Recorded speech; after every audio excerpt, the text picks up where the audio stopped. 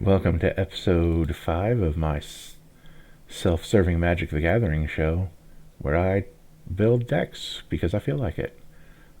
This is honestly the episode that gave me the idea to put all of my thoughts out there on the record in the first place. But before we get to what we're actually doing today, I wanted to update last week's deck.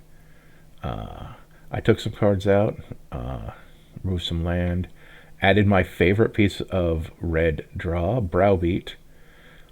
2 in a red. Any player may have Browbeat deal 5 damage to him or her. If no one, or them, I assume that hopefully the Oracle text updated all that. If no one does, target player draws 3 cards.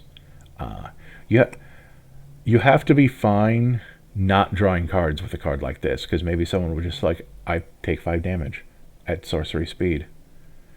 And honestly, 5 damage to the face for 3 mana, I feel is a good deal.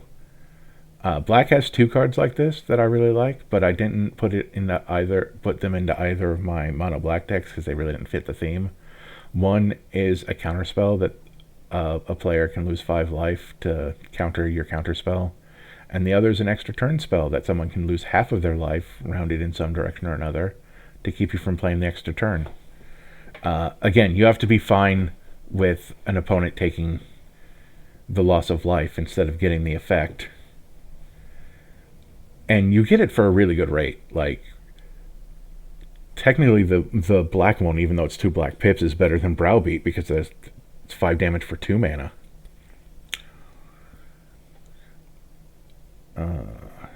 Let's see, I also put in Raging Battle Mouse. The celebration thing, I'm not even going to read that because it's probably never going to matter, because I'll be doing a lot of my casting, presumably, in my main phase 2, where that target creature gets +1/+1 till end of turn is never going to come up. But getting a rebate of 1 mana on your second spell is something.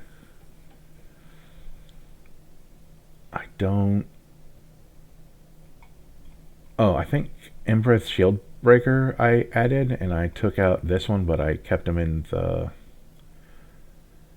maybe board. Same with Felwar Stone. I think the Battle Mouse replaced that.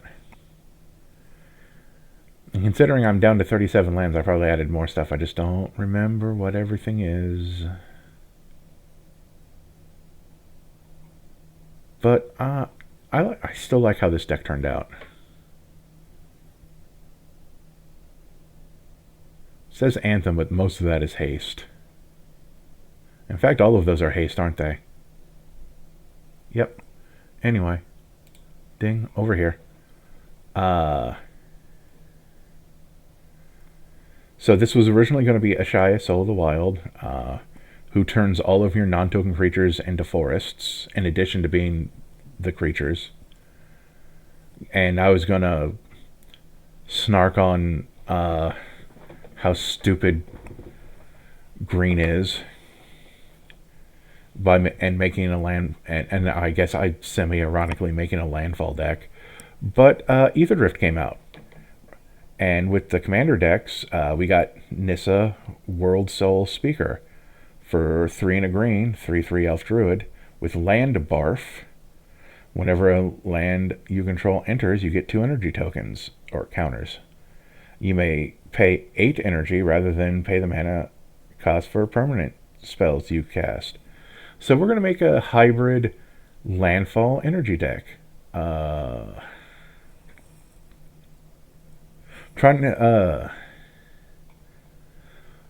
There's got to be a cool name for that I just can't think of, like thermo energy. I don't know.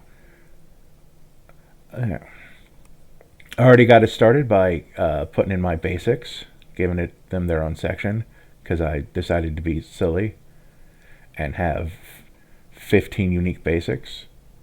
4 from the original Zendikar, all 4, 5, 6, 7. I think that's 4 from original Zendikar, and I think Return to Zendikar, and then these three are from Battle for Zendikar. I don't know. I don't know how many times we've been to Zendikar. I picked Magic back up at the tail end of M20, and then the two from Foundations and the one from Aetherdrift, since that's where the commander's from, or at least the set they're from. So now we go to card search. So T land, because we're going to finish off our lands before we do anything else.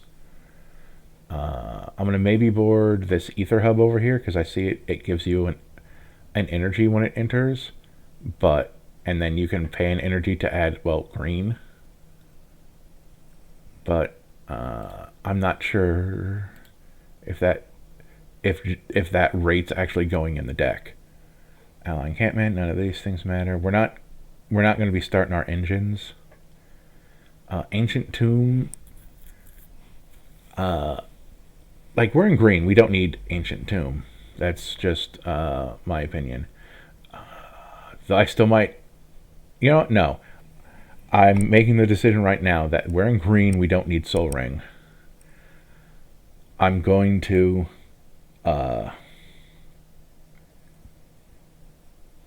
be strong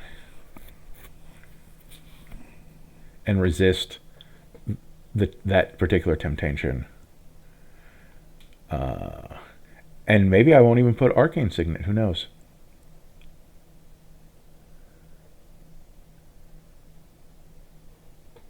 Let's see. I don't think we're going to do Titania, Voice of Gaia, the Meld. We don't need any of that.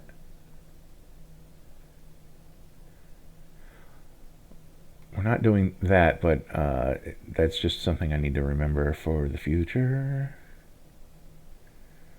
No. We're going to be passing over a lot of stuff. We might do the lands that destroy other lands. Oh, Boseiju Who Endures. Yep. We want that because it removes artifacts, enchantments, or non-basic lands. Because, well, mass land hate is frowned on, people need to get used to specific land hate, because there are non-basics out there that are just obnoxious and need to go. Like, oh, someone has a Maze of Ith, and their whole deck revolves around that Maze of Ith for some reason.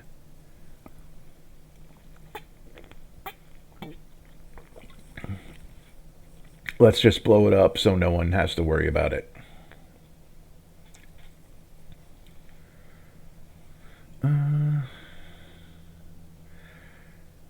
Castle Garenbrig is sure it only casts creatures, but you turn 4 mana into, well, 5, counting this, into 6 mana.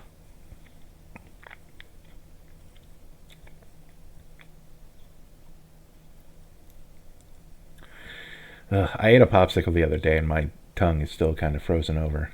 That was probably a bad idea. Well, no, the popsicle was good, but I should have been more careful.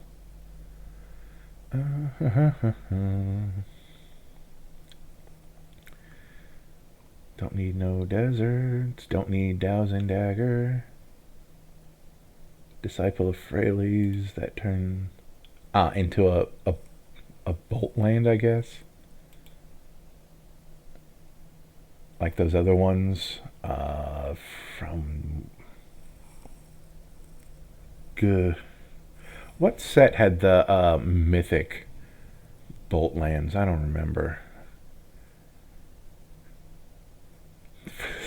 It's forever ago. We'll probably see them. We'll see Turn Timber Symbiosis once we get to the bottom. Evolving Wilds is good for this kind of deck. Reminds us that we should not remove too many, that we won't be removing basics.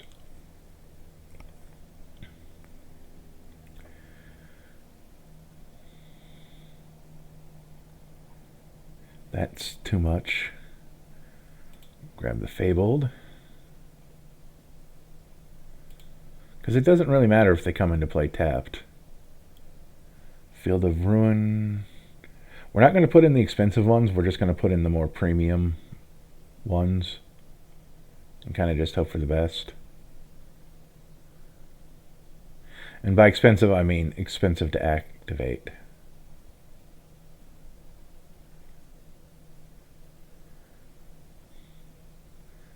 Wow. Over $1,000 for just that card.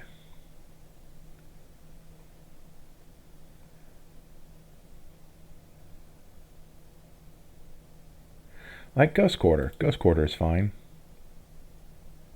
It destroys any land, but like, let's be nice and not destroy basics.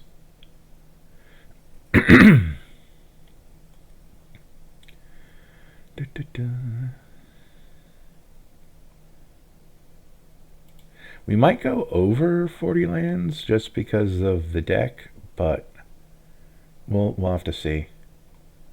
We'll see when we get there. I remember when Havenwood Battleground was new, and this ain't its first printing right here. This is closer to its first printing. Heart of Yavimaya.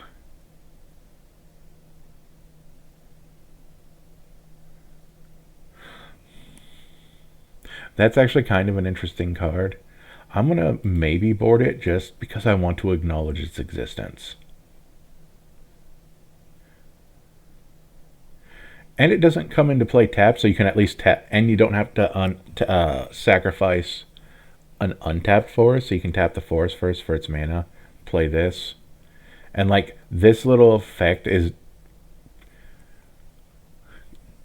not really worth anything, but it's kind of funny.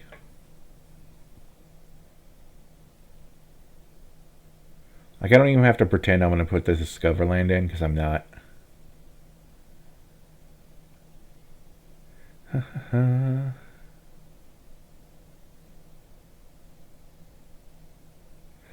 Oh, the bounce lands.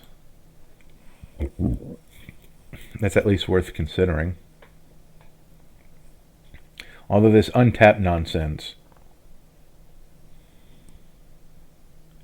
Oh, it was Battle for Zendikar. I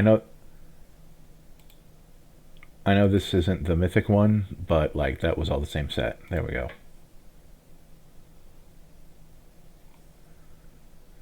Question answered.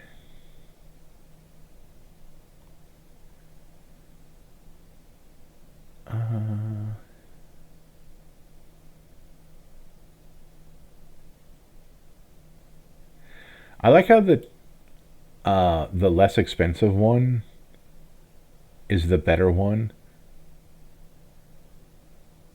because this requires the sacrificing of untapped lands,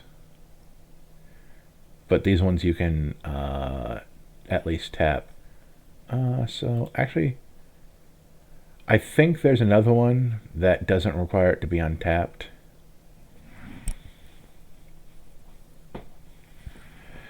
Although there's going to be a lot of lands in the maybe board now that I think about it, because I'm going to put this in the maybe board.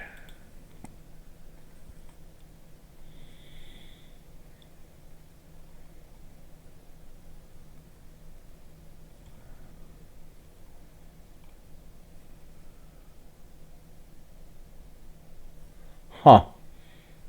Meteor Crater is a neat old card. It doesn't, see, that's plane shift. I think that's what PLS is. But you actually need permanents for it to do anything. Choose the color of a permanent you control. Add 1 mana of that color to your mana pool. Like, I think, anytime I built a 5-color deck, I think I forgot that that card existed. I mean, again, if you have no permanents on the battlefield, it's kind of worthless. But that's a neat card. Mishra's Workshop is my favorite land. I'm disappointed I never owned one back then, but they didn't put it in Chronicles, and this set was already largely out of print by the time I started initially. If any sugar parents wanted to adopt me, this would be a great gift.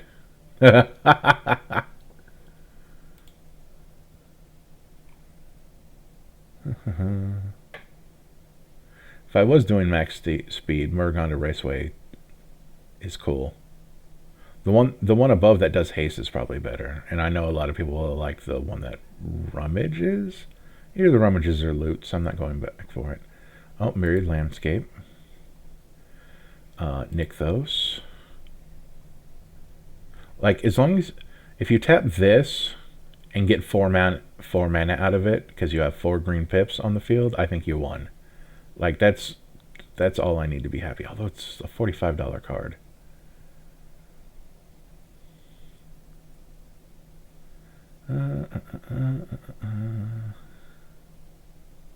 Huh. If this was a different type of deck, this would be cool. The +1/+1 counter on each green creature that entered the battlefield this turn. Pendlehaven. It's admittedly garbage, but I like the concept of it.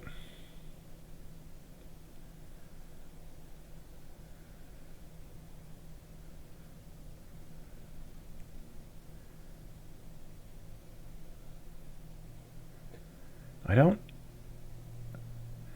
don't when I'm playing multiple lands, I don't think I care about Prismatic Vista. When I'm just fine with Terramorphic Expanse, Evolving Wilds, and Fabled Passage.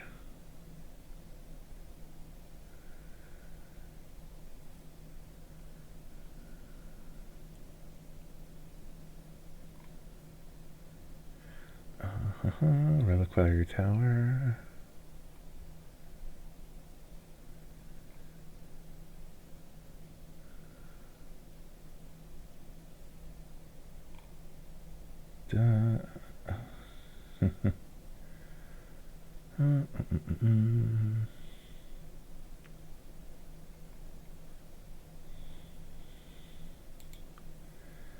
I don't like being quiet during this part, but like there was just a whole section of lands that weren't going to the deck, and I didn't have any fun commentary about.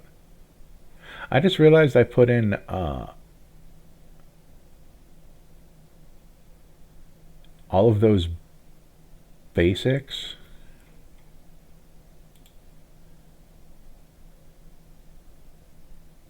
But no snow basics. So I think I'm going to put in 15 snow basics.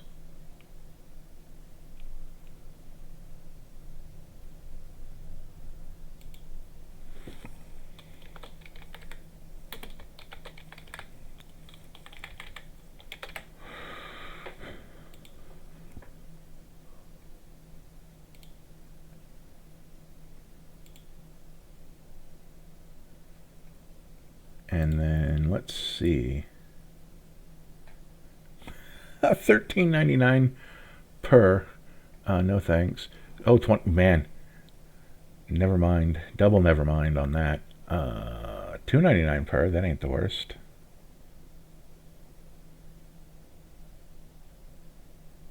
Or 109 from TCG Player.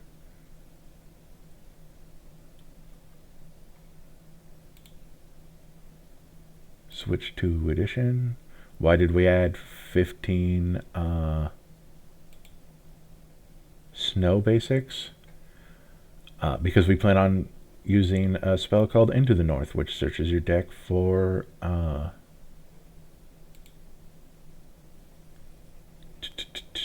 snowland. And only snowlands. So we want to have hits.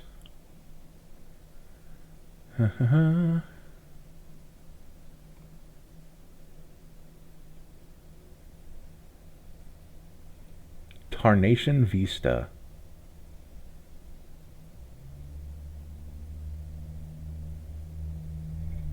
Oh, that's interesting.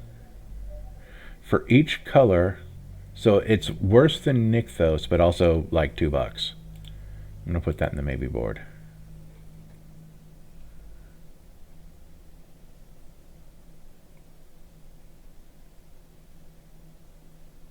Wait a minute. For each Okay, actually, I don't think that works how I want it to. Because it's for each color. So we'd be going down 1 mana. I was reading it in a different way. Oh, terrain generator, just because.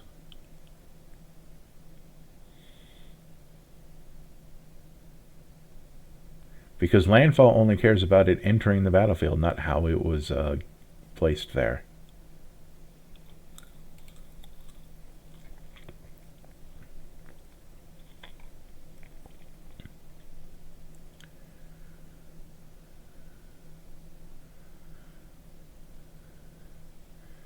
And of course, as soon as I start a video, dust starts to accumulate on my glasses. Yep, turned into symbiosis right there. We're not putting it in, it's just the one I remembered.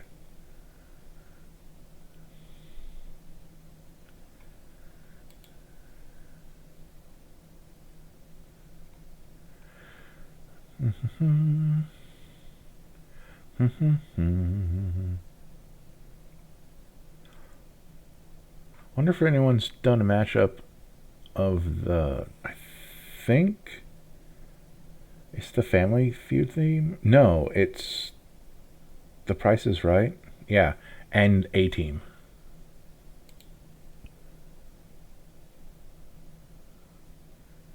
I feel like I start humming one and then I end up humming the other. So we're going to close this. I got to do the E. Hold on. Ugh. -1.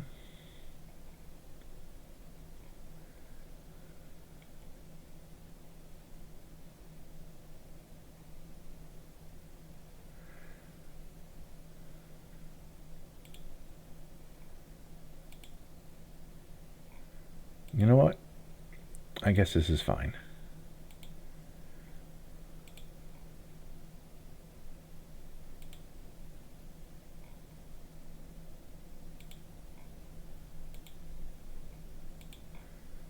Whatever gets me there in the end.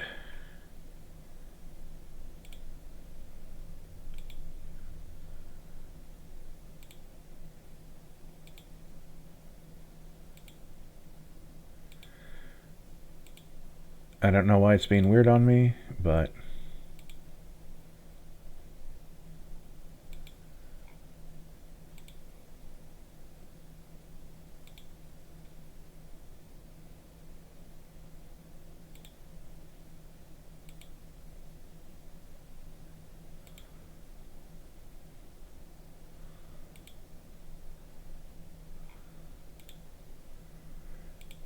But whatever. So we're at 15. 15, that's 30, that's 41. Although Boseiju is also a removal spell. Like, it's probably going to be channeled most of the time anyway. Let's see, and then we have 3 that grab basics. And 2... Oh, wait, no, we have... 1, 2, 3, 4 that grab basics. 2 that are no, 1 that's kind of rampy. 2 that destroy stuff, if I haven't said that. Although I guess maybe the terrain generator can go into the maybe board for now.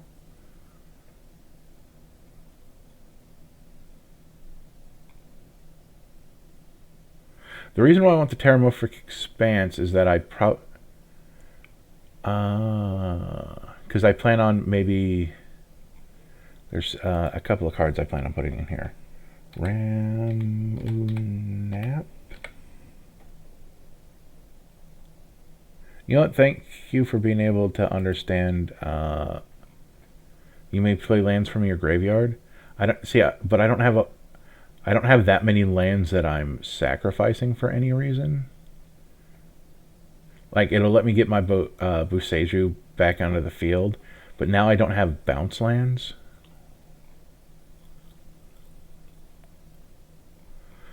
I don't know if there was any other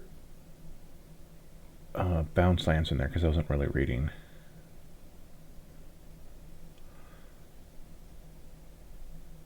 But it also let me get all my... So, everything... Almost everything in here ends up in the graveyard, huh? Out of the 10, 8. No, out of the 10, 7 go into the graveyard. And another 1 puts 2 other lands in the graveyard.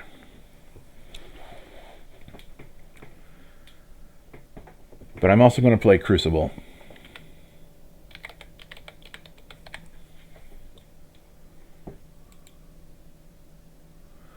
And then...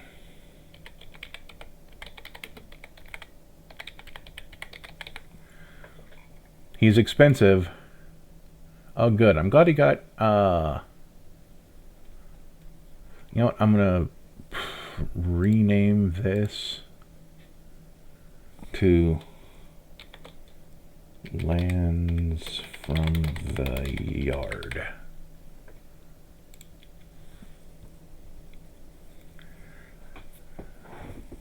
Because that they deserve their own category, because it's the whole reason why they're here. I mean, sure, Ancient Greedworn goes in another one where, because it's doubling up my land triggers, but considering it costs 6, although I guess this is in mono green, so it doesn't really matter. Hold on, my back itches again.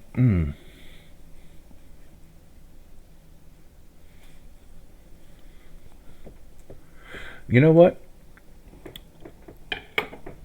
I don't actually... Like, I feel like Castle Garenbrig and Nykthos are a tiny bit greedy. So there, now I'm down to 38. Which is, I still think is a good number.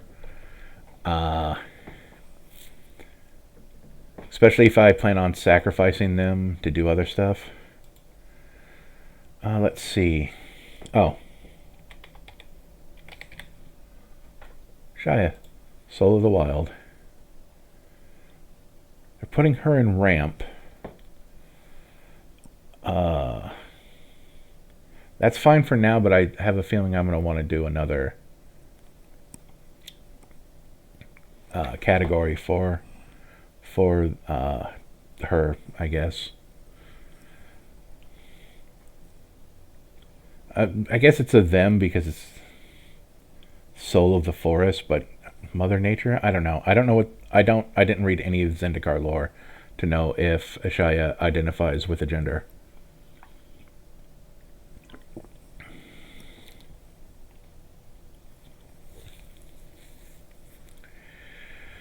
Let's see. Card search. O additional O land. Let's see what lets me play additional lands.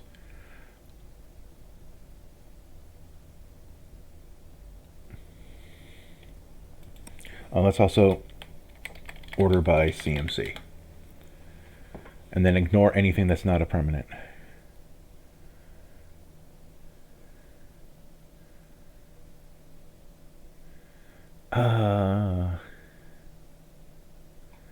Sure. I'm not going to put in burgeoning because I saw a video somewhere. I think it was a Command Zone 1, and they're like, you just run out of lands in your hand really quick anyway, so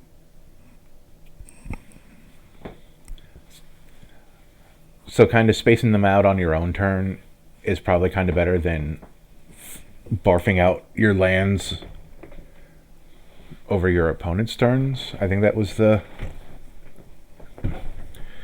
And besides, I don't want to barf out all of my lands, like all at once, before I get my landfall, my land barf stuff. I don't think I'm going to put any of the whenever a land enters, you gain a life stuff. And I'm not going to pay 5 for this to play an additional land on my turns. Not going to do Summer Bloom. We'll throw in Azusa, though. We'll throw in Dryad, even though none of that matters. But it's a 2/4.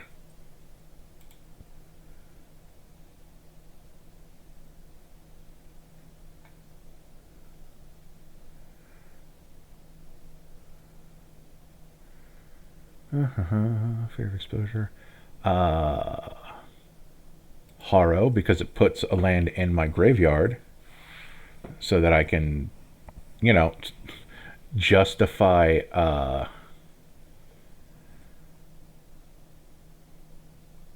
those three, well, two of those three cards. Luke can play additional lands, and then I can pay 6 to. Yeah, sure. I don't like loot, but this ability is fine. I know I said something about energy, but we'll get to it. We're kind of splitting our theme here.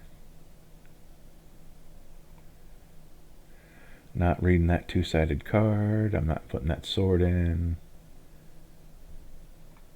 Additional lands on our turn.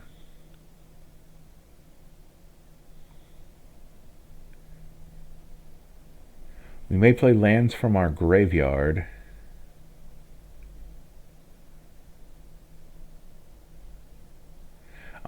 I don't think that's I don't think 4 is really worth that effect. And we are in 4, we might see stuff See, this is additional land and lands from the top of my library. That's worth it.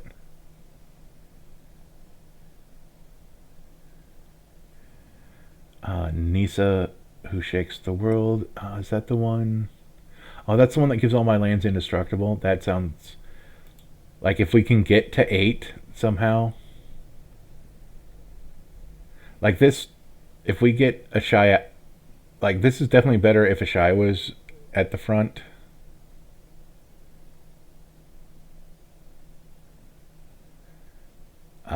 But I still think that's pretty good.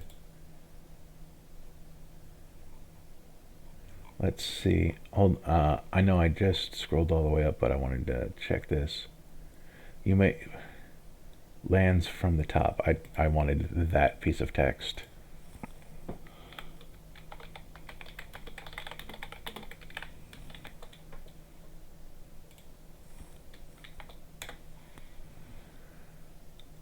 Augur of Autumn, Corsair of Crucifix. Like, I know I said something about that, but the lands from the top.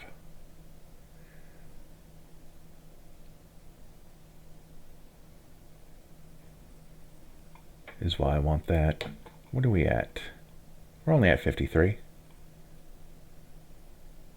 They're calling that draw.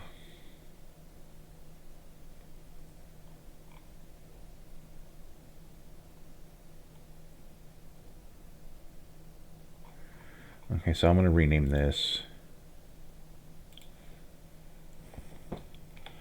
Lands from the Library. Save.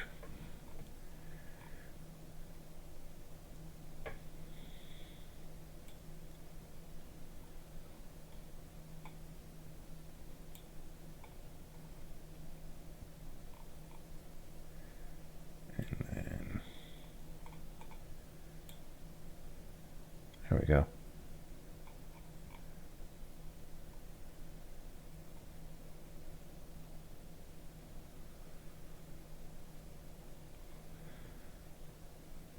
And I'm going to give this a custom.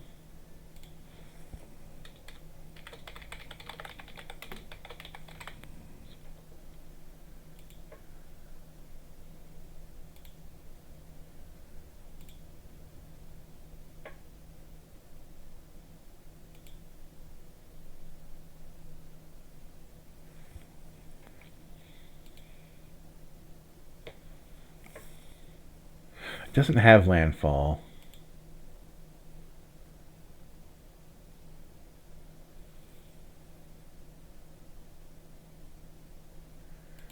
Yeah, so will just be additional lands.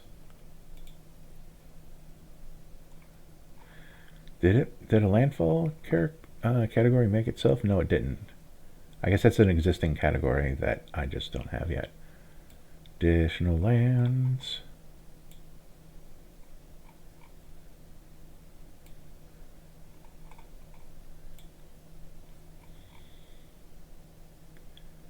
No,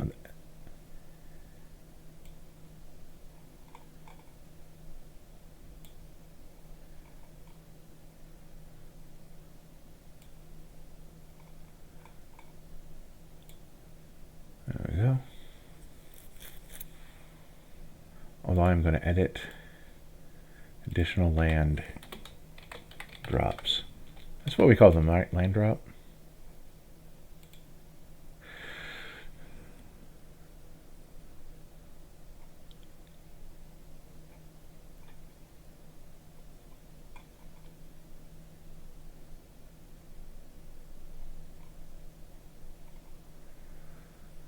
So yeah, that's ramp. I don't consider that ramp, but whatever.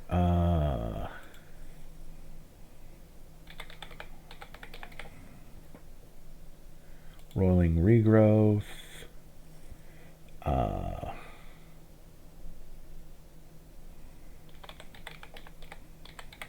Is it Spring Druid? Spring Bloom Druid. I bet that's hopefully... Yes.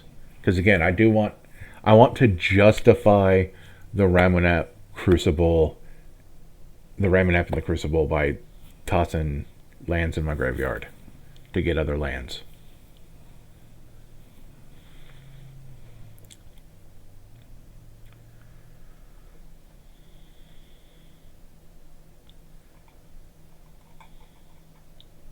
So we're at 55.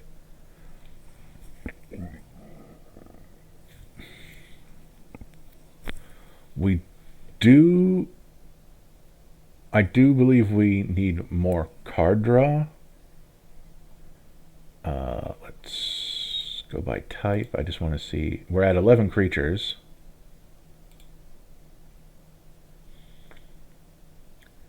So we're going to need more of those. What kind of green card draw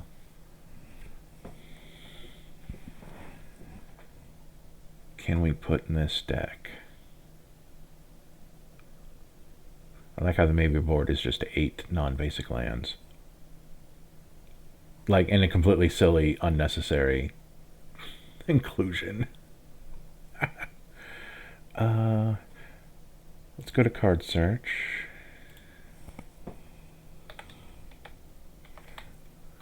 Let's just get to this part of the deck and see if any of these like can draw us cards. So whenever you cast a spell, you get amount of energy equal to the amount of spent to cast the spell.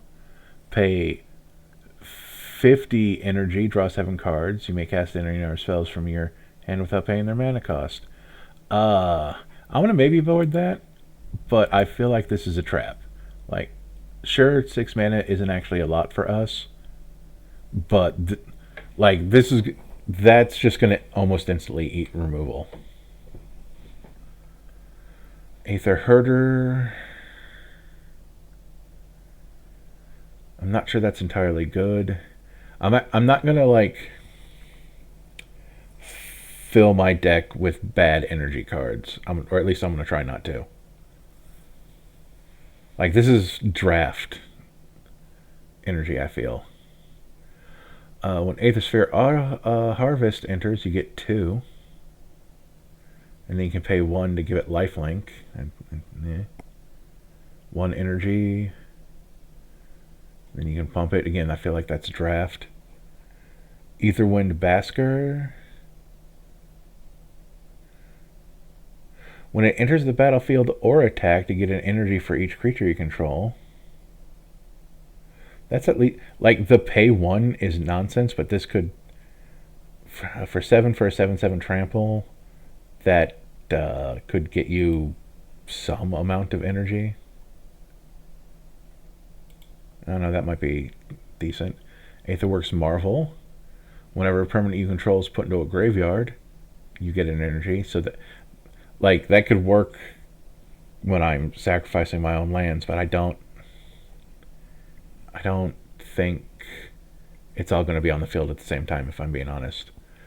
Pay 2 for 6 energy to cast one spell from the top 6 of your library. Whenever a land enters the battlefield, you get energy. So this is not as good as Nissa, but we can pay 2 for 6, 8 to get a 6/6 beast. I like getting more energy for my land drop, since that's part of this deck's theme that I'm handcuffing myself to the radiator for, I guess. I don't know if I'm handcuffing myself to the radiator. Search your library for a basic land card, reveal it, put it in your hand, then shuffle, you get 2 energy. I want repeatable energy. Or at least something that's going to stick around to do with the energy. When Behemoth of Vault 0 enters, you get 4 energy. When it dies, you may pay an amount of energy equal to target non-land permanent's valuable or mana value when you do destroy that permanent. That's neat. We're not going to put in the Decoctian module combo where you have this and the other two, where whenever a creature enters, you get an energy, then you can pay an energy to do a thing, and then when you do that thing, you can pay 1 to create a creature.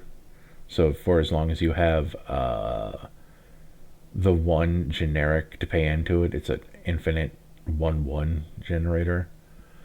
We're not doing that. You get 2 energy for kind of a better Icy Manipulator. I do like the conversion apparatus. You either get 1 colorless specific, or you can give yourself 3 energy. You can turn mana into energy and energy into mana. I'm going to maybe board that because I don't know if this deck actually needs it, but I think it's neat. 3 mana to 2 damage to any target. I'm going to maybe board that. It might not be good enough, but it's neat. Bristling Hydra gives you 3 energy on entering, and then you can pay 3 for a 1/1 counter. Gains hexproof until end of turn.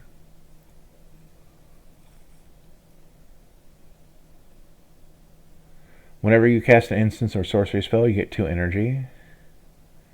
And then you can pay 5 energy to 2, 3 damage to any target. Electrostatic Pummeler gives you 3.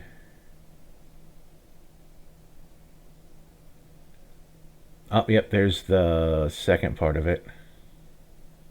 Whenever you get 1 or more energy, you get to put a +1/+1 counter on a creature you control. And then you can pay 4 to get 1 energy. Gonti's Aetherheart, that gives us extra turns that we're not going to use it. Greenbelt Rampager.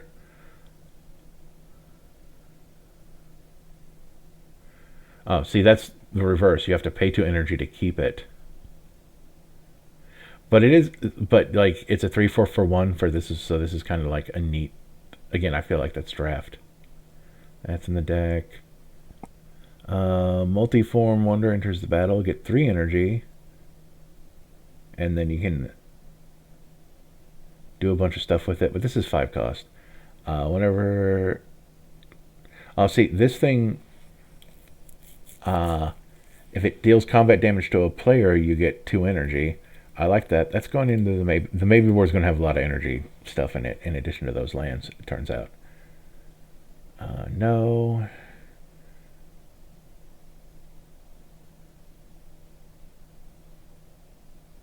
That's neat, but no.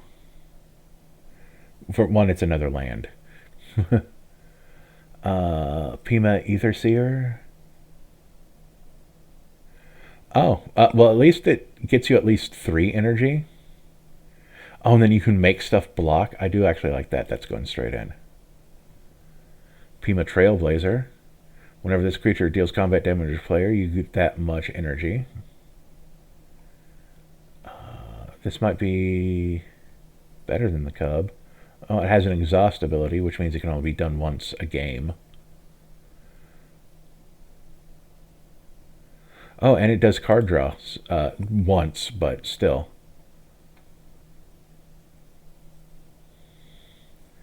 When Primal Prayers enters the battlefield, you get 2 energy. You may cast creature spells with mana value 3 or less by playing 1 energy rather than paying their massive. If you cast a spell this way, oh, okay. So creatures with mana value 3 or less get flash with energy. I like that actually. I don't know how many loaded like this thing costs 4, so by that time we'd have enough kind of saving mana. Trample Ward 2, that's already worth it. At the beginning of your upkeep, you get an amount of energy equal to this creature's power. Then you may pay. Oh, okay, yeah. That's definitely an energy maker, because then you can pay energy, 1 or more energy, to put that many +1/+1 counters on this creature. That's a neat place to put energy.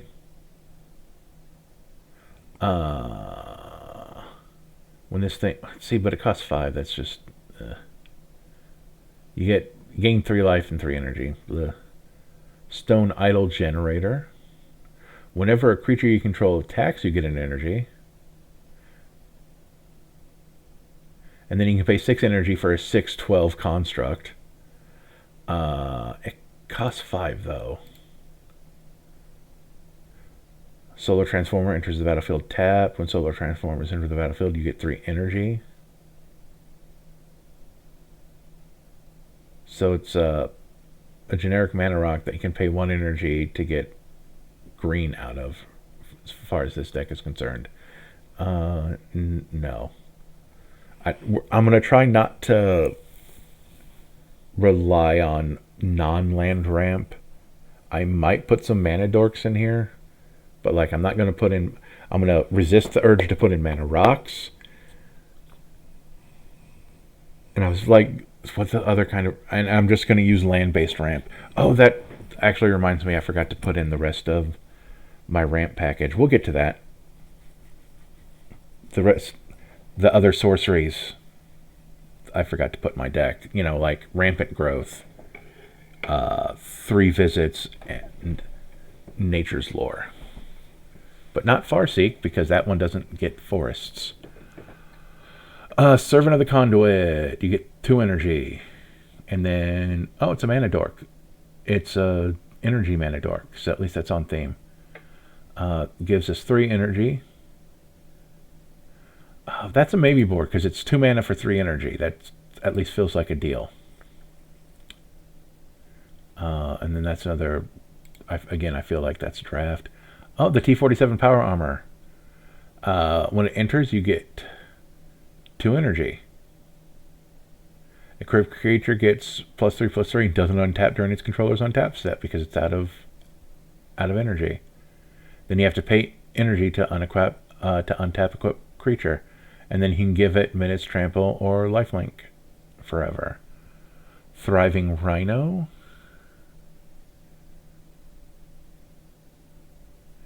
It doesn't really do anything interesting. And then that Puzzle Knot.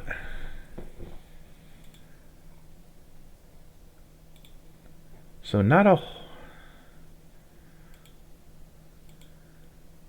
I'm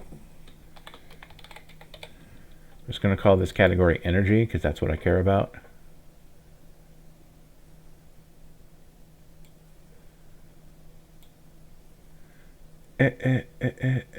Energy.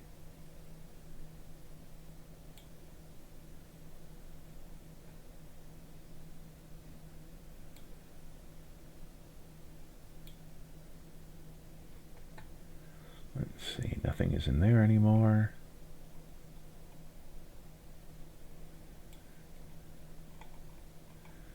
Things that use energy.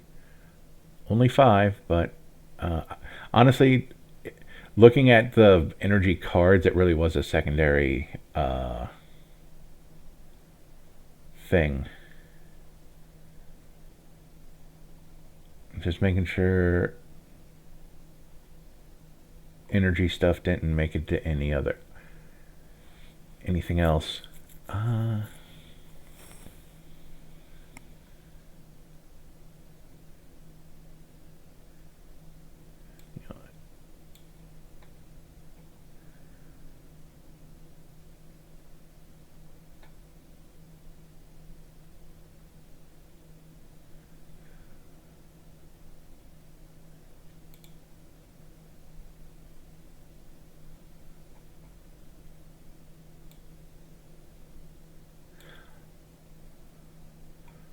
I'm gonna get this to 10, I think. What are we at?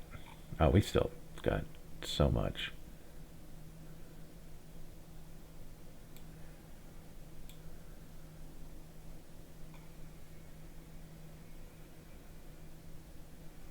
The reason why these ones don't,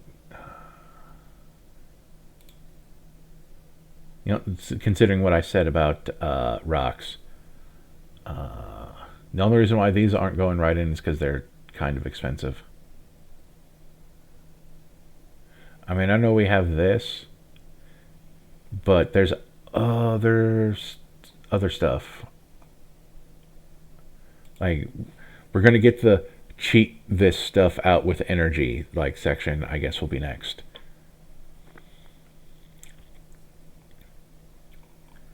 So we want rampant growth, 3 visits,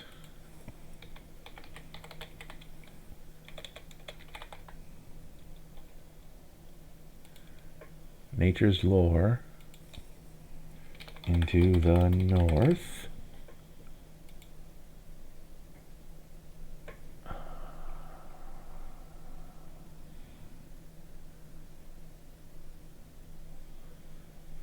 I mean, I could also do, let's see. Well, there's like 3 of them now. Farseek. I'm gonna give Ashaya her own section because that'll make me feel better.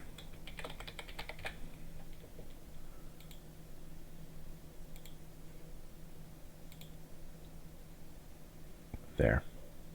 Close. Look, and it goes up here.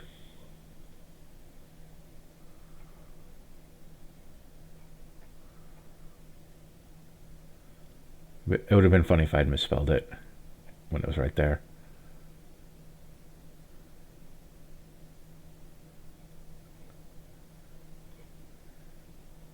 Yeah, anyway, where was I? Kodama's Reach,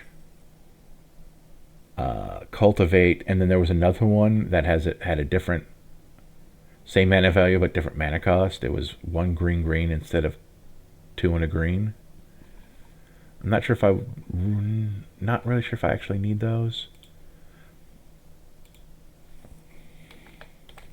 But let's see if there's any other Nissa related stuff.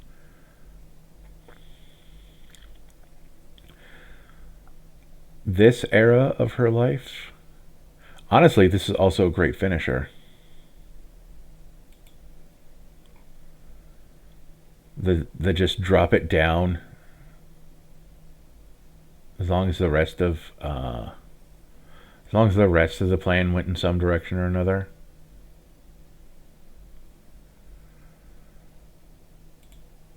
That's going in the maybe board, as well as Sword of the Animist as soon as I'm done here.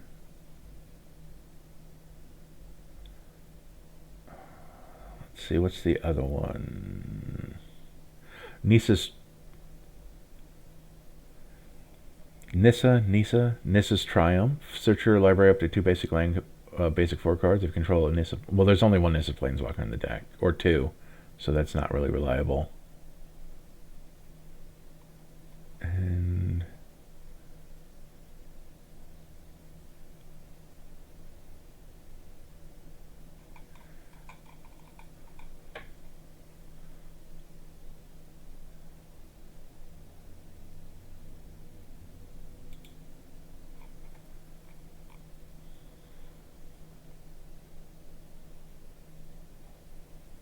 I'm going to rename this category to also Nissa, because doing that kind of stuff amuses me.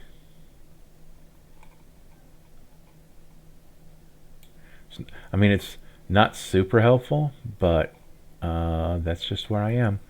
Oh.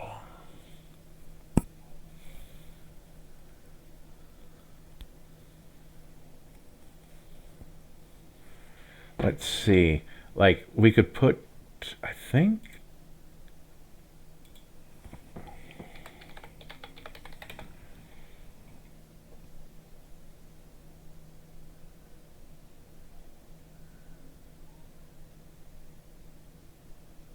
Nope. Okay, so doubling season doesn't do what I want it to. Oh,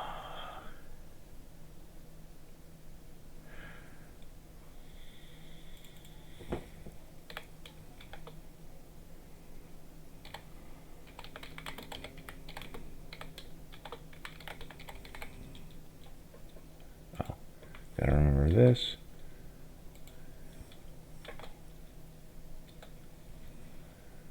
There's branching and evolution, but that's only +1/+1 counters. Ah, see, that's the permanent or player.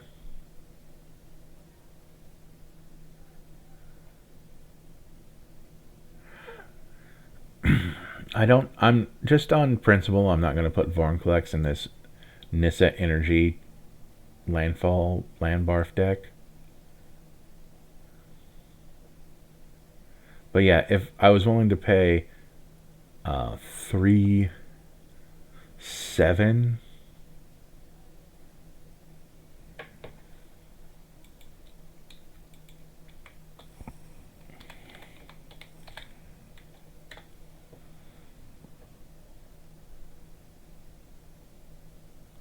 add 1 mana of any color, or double the number of each kind of counter I have. I'm gonna at least maybe board that. I'm not sure how useful it would actually be.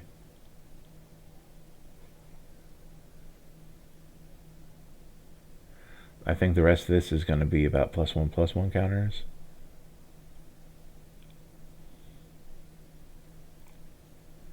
That tends to be how it is.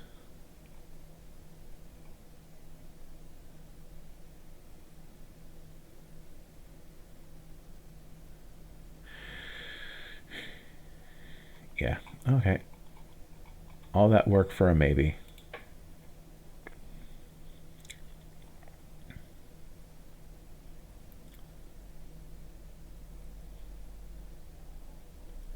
I might go back and add more energy cards, which is probably why I'm glad that I did all of these custom tags, even though what probably largely wasn't necessary other than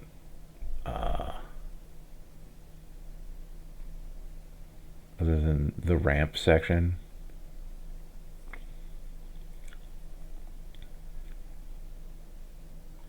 But because it makes it easier to find the stuff I put in the deck. Oh,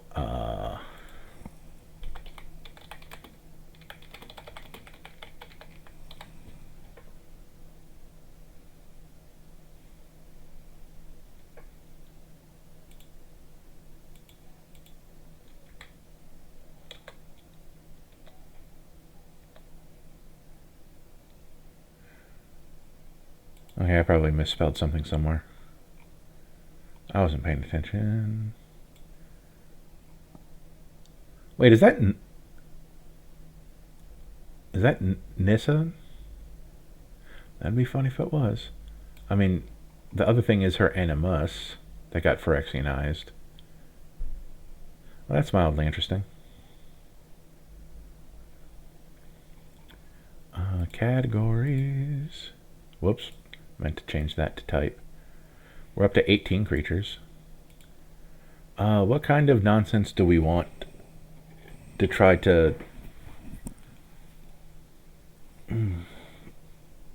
I guess I could put burgeoning in as well, but I'm gonna resist the urge because, like, again, all the other YouTube people who I've seen talk about it, like, seem to have switched over to exploration from burgeoning.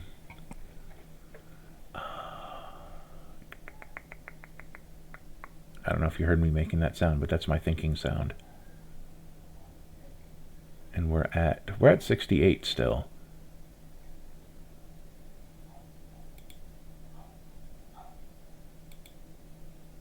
So let's go. Well, it doesn't have to be a creature.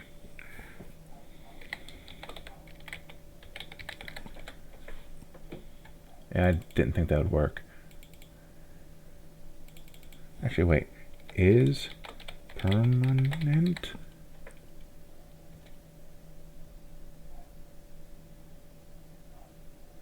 Oh my lord. Ah. Minus T. Land. Wow. That's...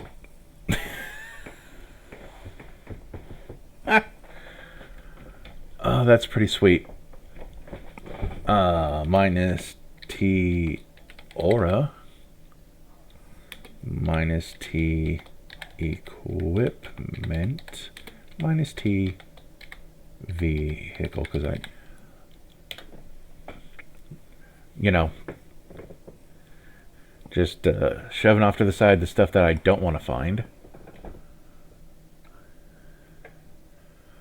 Huh.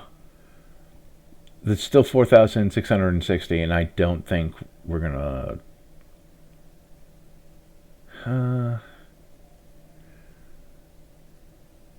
gonna try to think. Oh, actually, wait. Mana value greater than or equal to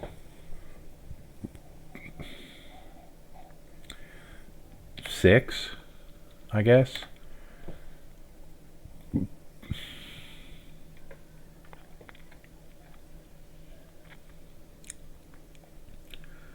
Now we got to look for stuff that we actually want to play. Aggressive Mammoth, Aladdin's Lamp, Aladdin's Ring. Yeah, let's just play some garbage old cards.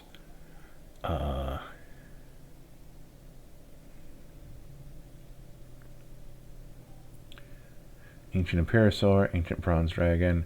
It's sad that the Ancient Bronze Dragon is the worst. Is it the worst Ancient Dragon? Hold on. The white one gives you 1/1s. So I guess this one and that one are kind of dependent on what it is you're going for. Oh, that's right. It only goes on to 2 creatures. Never mind. Like, if it was divided how you wished amongst any number of creatures, it'd probably be mildly broken. But it would also... maybe not so broken, but it would be cool. Divided as you choose among any number of creatures would definitely make it better. But yeah, the white one makes a bunch of 1/1s. The blue one draws you cards and gives you no maximum hand size for the rest of the game. That's pretty awesome. The red one gives you treasures, and the black one takes stuff out of graveyards. Yeah, so I guess since the green one has this limitation right there of up to 2 target creatures, it kind of makes it the worst. Ancient Ooze, the Stone Idol.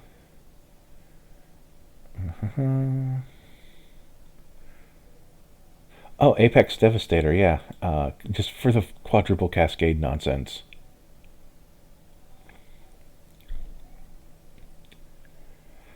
I want at least, like, 10 things from this ridiculous idea. Especially since, with all of our landfall, we might be able to just hardcast them anyway.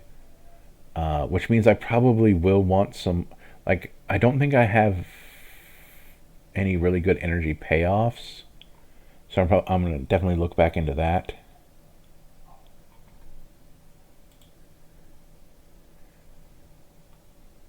We're not going to... Oh, I should have put minus Planeswalker because I didn't plan on putting any more in the deck, but it's unimportant. Hex Barf.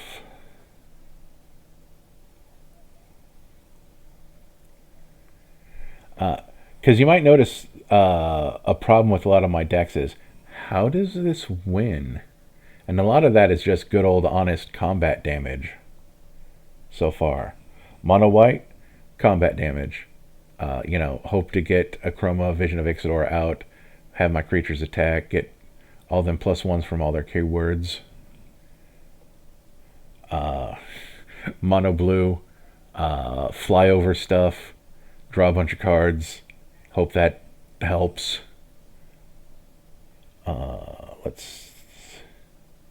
I don't remember what the xenophobic elves even did, other than make elves and I think draw cards.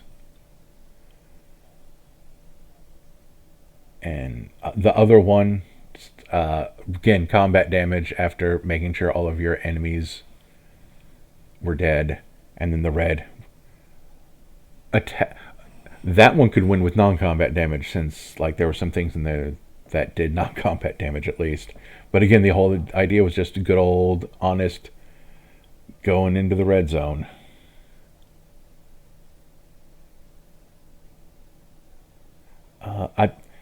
As trite as Avenger of Zendikar is, I feel like it's appropriate for this deck since it's a land-barf deck. That's another thing I probably should look for, things that have landfall triggers that are good, and not just like gaining life.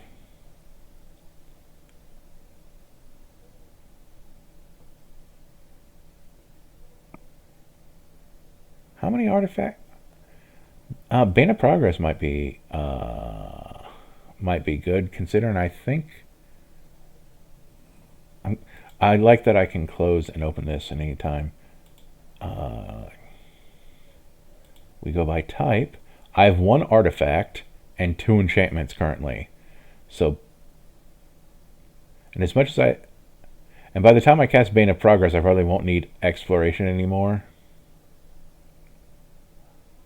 So while losing Primal Prayers would kind of stink, Crucible Worlds, I at least have 2 other things that do that thing. Wow, I'm low on sorceries and instants. That's funny. Oh! I know a lot of people don't think it's that great, but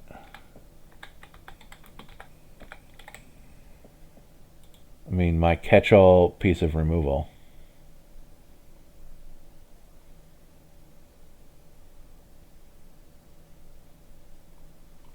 That would actually get to stay in a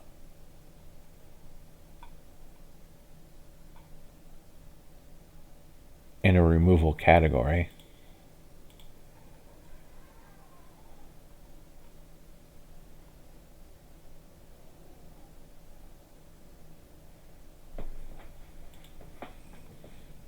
Edit category. Big Donkeys. Big donkeys. Oh, it didn't even move. Nice.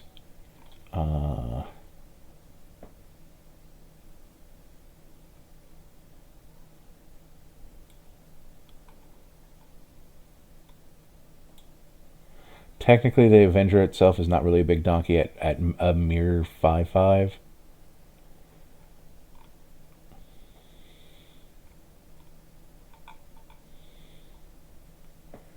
This thing can stay in removal, because that's what it is.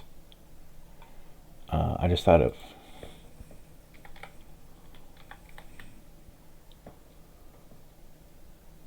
I don't know why it showed me something I can't put in the deck, but Primal. Really?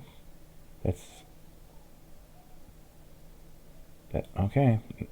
But she's a big donkey as well. And then, I just had another one.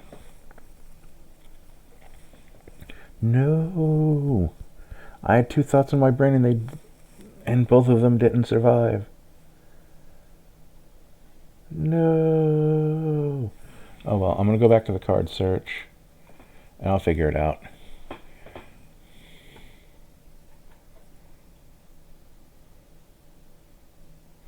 But Yeah, Bane of Progress can go in here,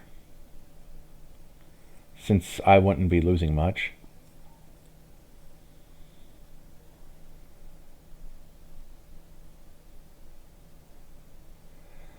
I'm gonna maybe board that and give myself credit for half resisting the temptation.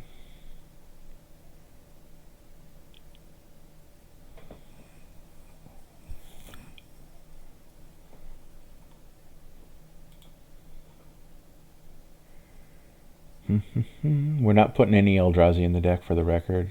That's just a principle that I have, to not use those things.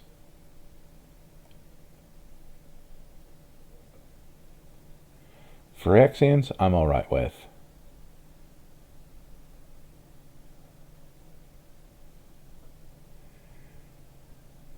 I mean, I'm not a fan of the faction, but as far as their cards go, they're much more fair than the Eldrazi.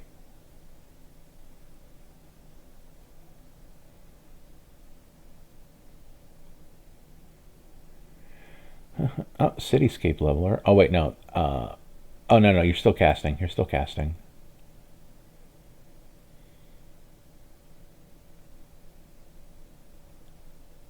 Oh, I remembered what the other one was, but I'll try to keep remembering. It was Gigantosaurus. This is ridiculous.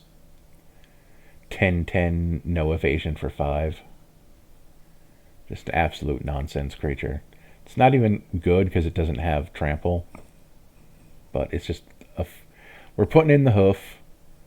I don't care. I mean, we put in that other ridiculous. We put Avenger as Zendikar. We're already doing mono green energy sort of matters nonsense, because green's allowed to do just about everything. I still don't have a respectable card draw package either.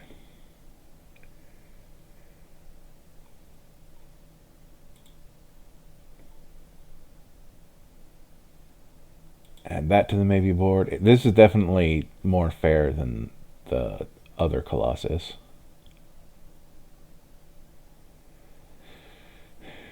Dark Steel, Dark Steel, Dark Steel. Dizzy Dark.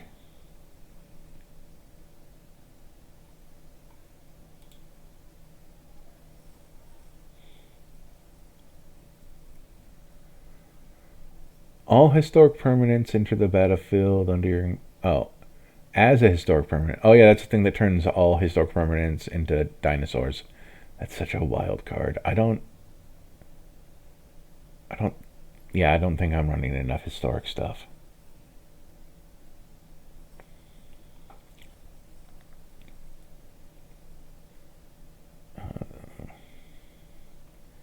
No, we're not doing any of that. Ebony Rhino. Boy. Homelands, huh?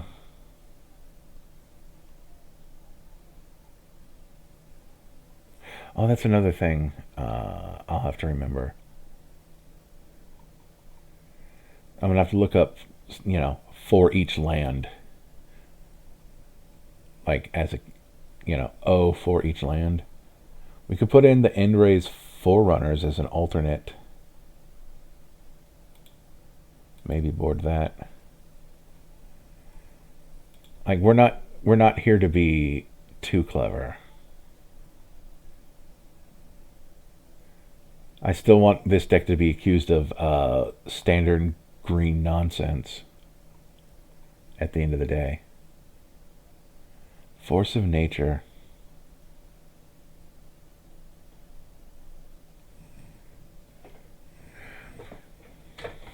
Force of Nature was made before lifelink was a thing. Giving Force of Nature lifelink is actually a good idea, because then you don't... Because you take the 8, but then you gain it back, so as long as you're not... No, I think, yeah, the lifelink would hit before you get state-based actioned into no longer being alive.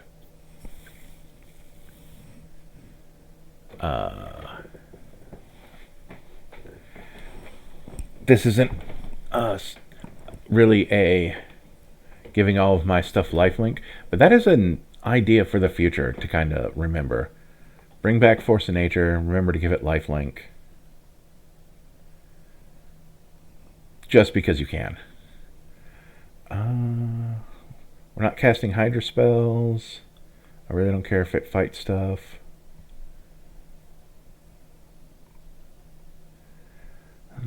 I know it doesn't have to be creatures, it's just that that's been the interesting stuff. I probably should have put minus artifact, but this, I actually cast this on Arena once and I only had one creature in my hand. And it's like, I really don't think it's worth it. But I think that's just maybe me and my poor card drawing deck building. Because I think I only had one other card in my hand. So it was like, I get this, and then I get this free creature. Or maybe that's just what you should be happy with. Galta bringing a friend. I know we're only on G. Raider Tanuki.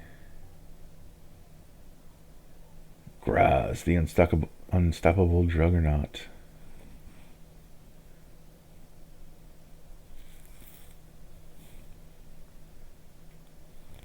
Ah.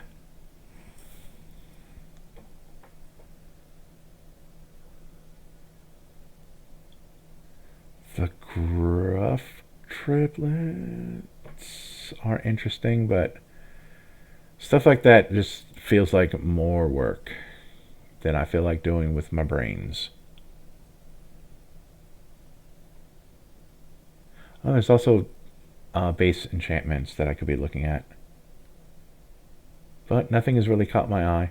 I do remember the two things I was thinking about. They're both mana value 5. One's the Elder Gargaroth because it's just a good card. I actually, do I want to do stuff with? It only creates 4. I'm gonna maybe board it just to show that I thought about it.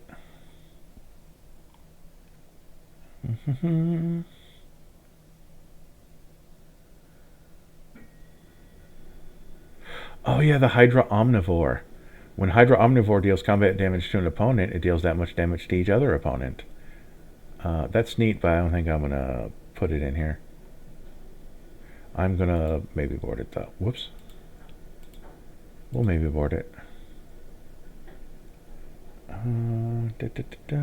Jandor's ring.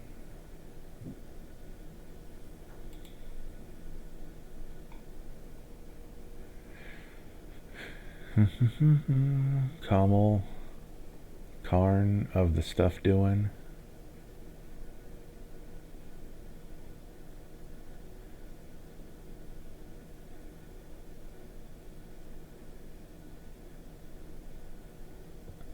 Kodama the East Tree is actually kind of interesting for this deck.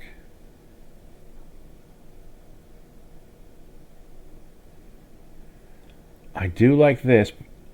It's an 8/8 trample. And honestly, I probably won't even need to cast it for energy, depending on how much other stuff I manage to get onto the field. Kolga.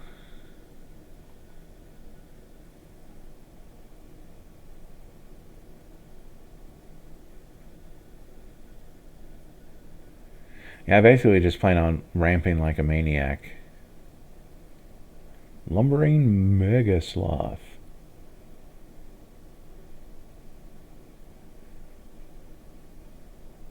Oh, that's interesting. It costs 1 less for each counter among players and permanents.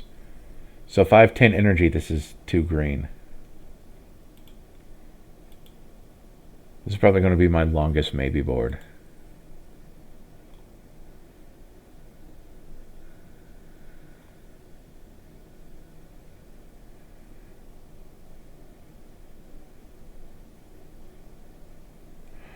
Huh. I don't think I'm going to use this here, but I do like the idea of March of the World ooze. Oh, Meteor Golem.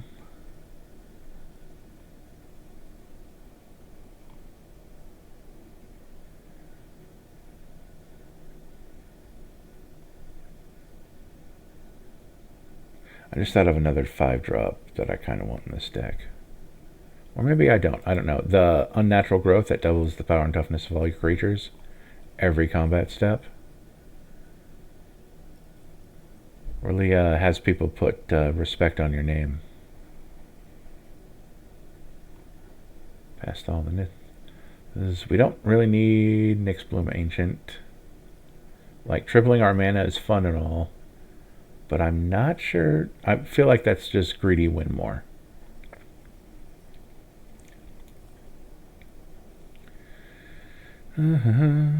Oh, Old Gnawbone. I the only reason I'm putting in it, well, honestly, okay, I'm lying. I was about to say the only reason I'm putting in it is because it's a big flyer, and like that's a green weakness. But I just want to make stupid amounts of treasure tokens for no reason that I don't need.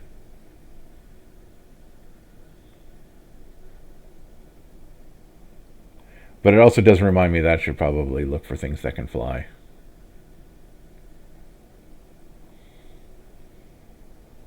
Good old Pathbreaker Ibex.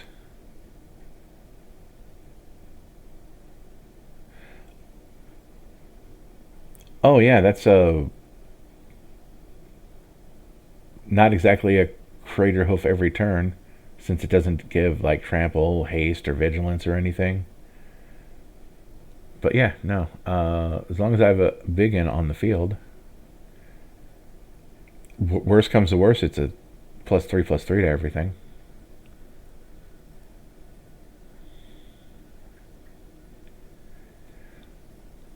Man, it feels like we were just at like G or something, and I was like, wow, we have so much alphabet left. We're not playing the Phyrexian make everybody sacrifice stuff. Gate. The 9-mana artifact. We're not playing that. Just as a heads up. Portal to Phyrexia. There we go.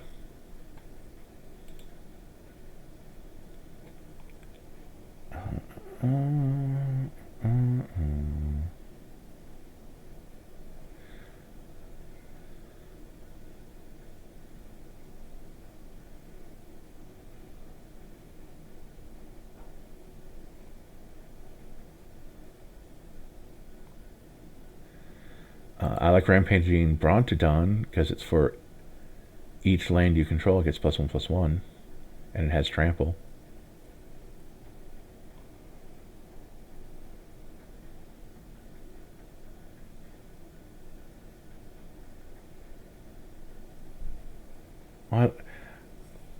I'm so brain dead. I'm like wondering why the mana values are like this, but then I remembered I didn't order it by CMC. I just left it in alphabetical order.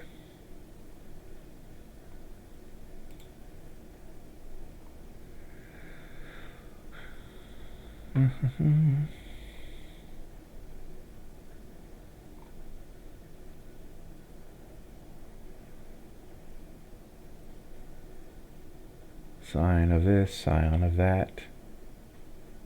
Nobody drives the Scion anymore. Pretty sure that was a car company. Or at least a model.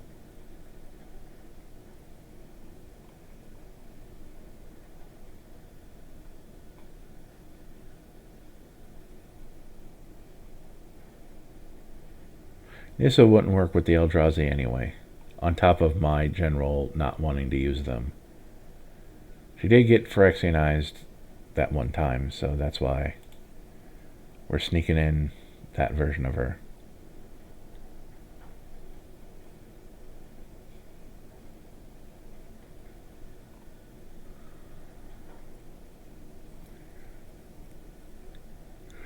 Oh, I actually got reminded of a 4 mana value creature. This is It's expensive, but it's card draw. I'm going to put it in the maybe board because I still want to see how many. We're not doing the Tarrasque or the Nexus or the Immortal Sun. Trample over Planeswalkers is still a great ability.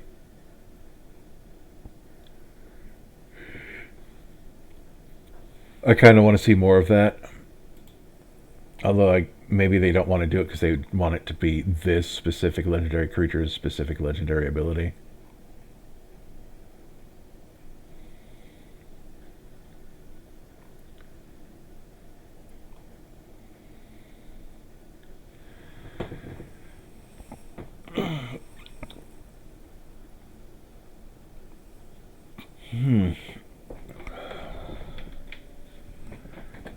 A little bit of a stretch there.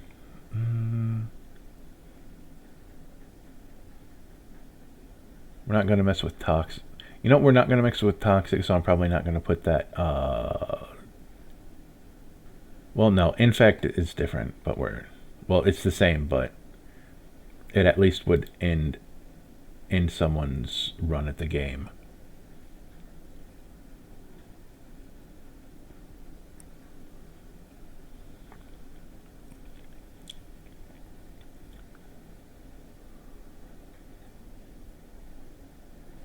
Oh, almost. I know she isn't the pilot of the deck anymore, but maybe something about boosting land creatures. That might be fun, just to kind of hide a combo in the deck. Or synergy, I guess, would be more accurate.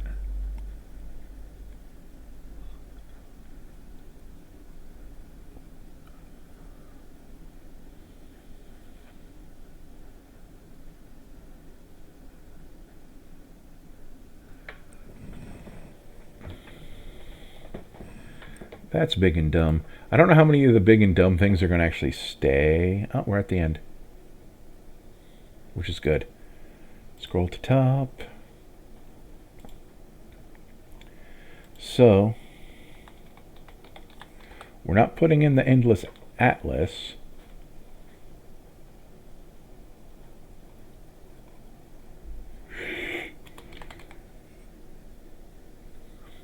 We're putting Arasta of the Endless Web, which might not be a big donkey in any sense of the word, but I just like her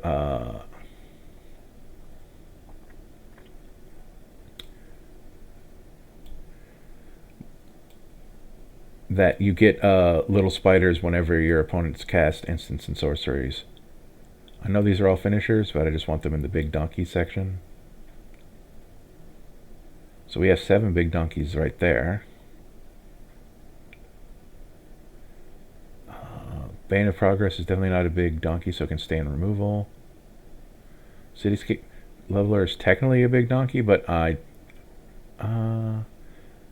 you know, those guys can all stay in removal. I'm fine with that. World's Fine Worm is also a donkey.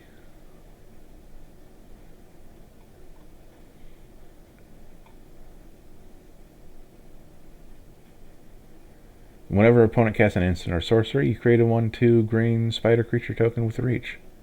I'm a fan of that. Although, I think I am going to give her her own.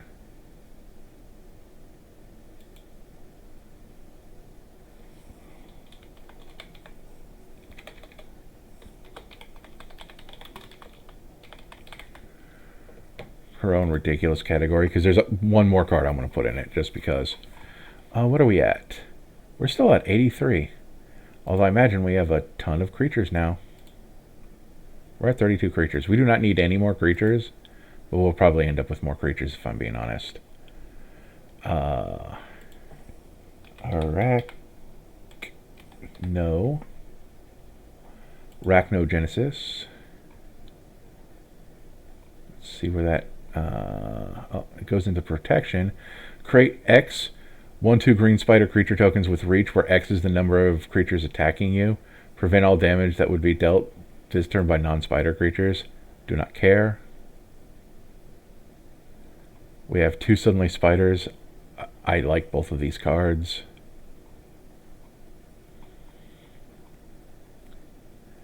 Let's see. I remembered its name, and then I forgot its name. You can rewind and remember what I said. The Gigantosaurus and the other thing. Although, yeah, Giganto. Put that dumb thing in.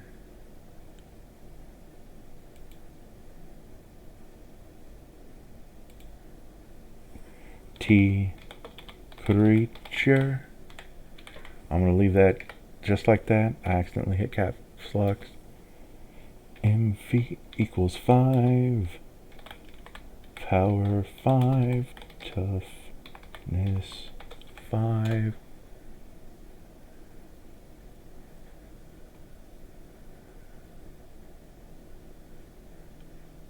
Although it might not be a 5/5 now that I'm thinking about it.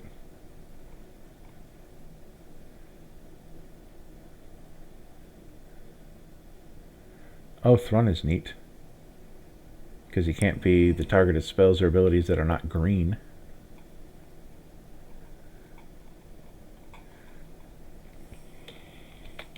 I think he's the thing I'm thinking about. It's a 6/6. Elder Gargaroth.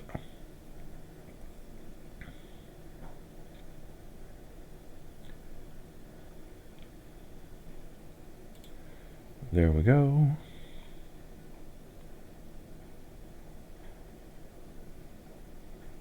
He does a lot of things. He's also kind of a big donkey, but probably not one that I'd have any trouble casting.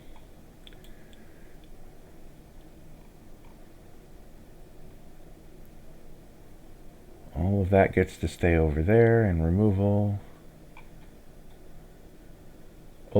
Yeah, I guess Old Gnawbone. Old Gnawbone costs 7. That is not ramp anymore.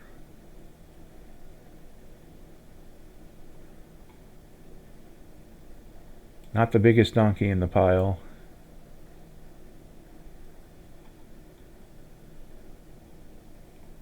What are we at? We at 86. Wow, we still get 14 whole cards. And I've decided the Lumbering Mega Sloth is unnecessary. And I have enough creatures that I want the Great Henge.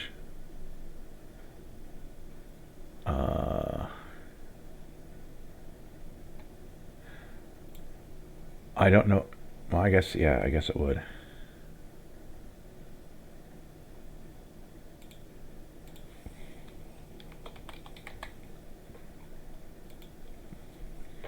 It gets its own section. I don't know what to say.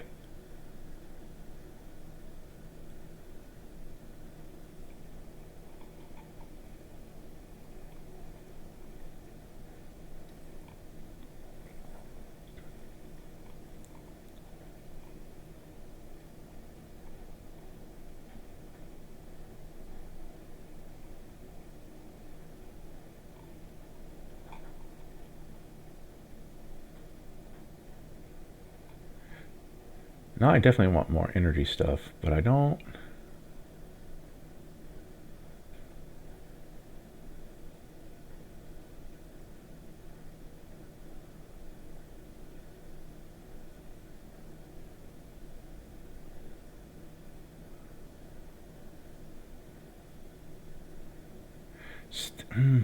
I'm still kind of torn on this.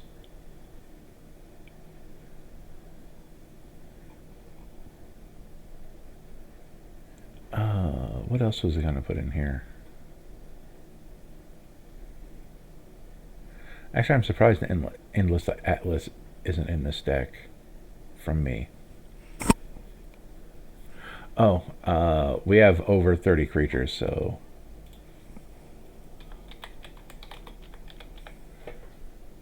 Beast Whisperer.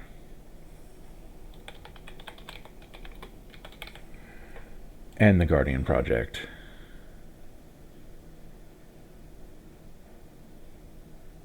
And those actually get to stay in the draw section.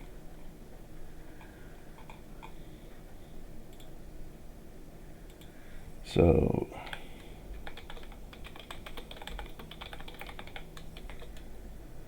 this will either give lands I control stuff or do stuff based on the number of lands I control. So let's see what.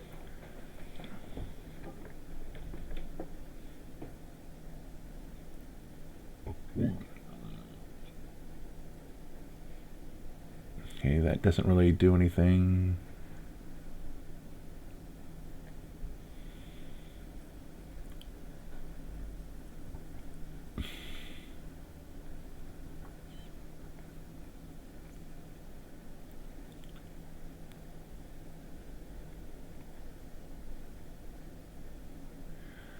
Oh, right, this.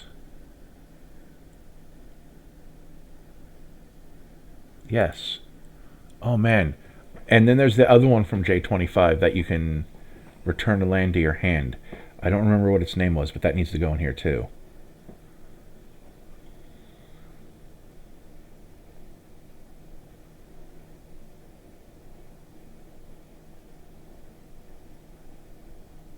That's a maybe board because I don't know if... Boy, there's a lot of creatures in this deck. There's a lot of creatures in my landfall deck, everybody. Oh, Greensleeves, Mara Sorcerer.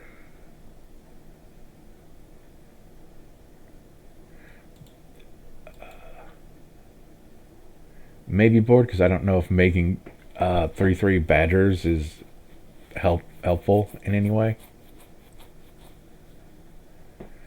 Joiner Adept, not really useful here.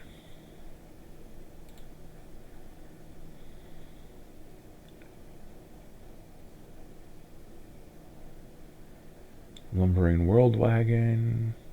Oh yeah, there's those two. Those two vehicles that can put lands from the top of your deck straight into play, but I'm not gonna put them in here. I don't think they're necessary.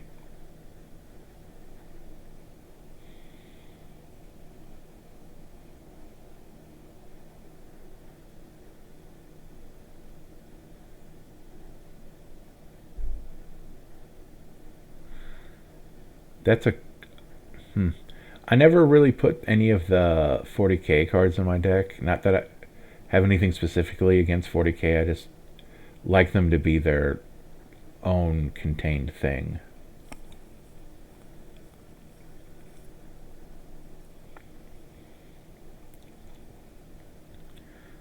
I don't think my brain hasn't done that to any of the other universes beyond yet.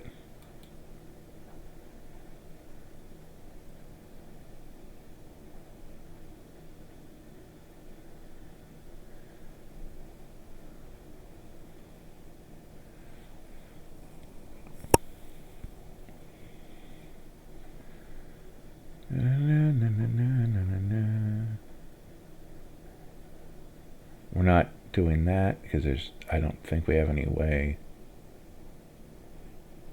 Oh,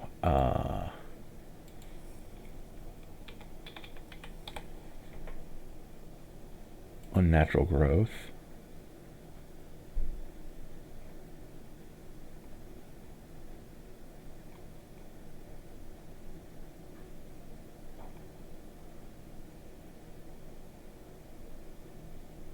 Well, that's what they decided to call that section.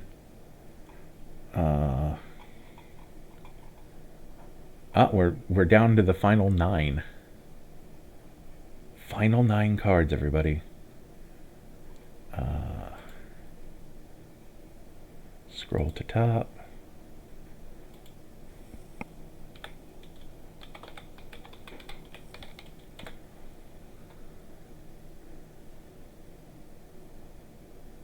$53 landfall.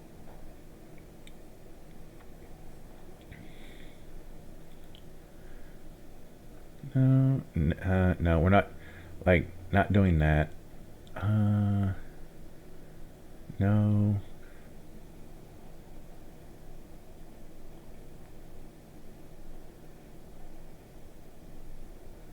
It's got to make a decent sized creature. So basically bigger than a 3/3. And it can't gain me life. Well, it can, but it has to definitely do something else. Nah. Like this creates a 4/4.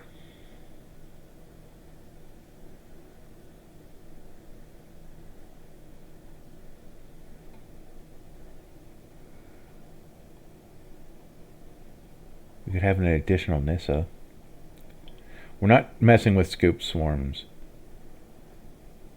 I think I just called it scoop swarm because I know someone who will scoop to this card because they don't want people doing exponential math at the Magic the Gathering table. And I don't like cheap victories.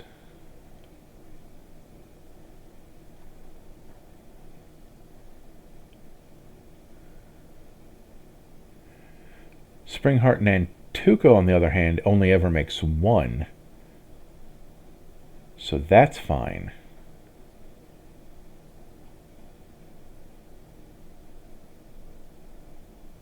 I'm still going to merely maybe board it.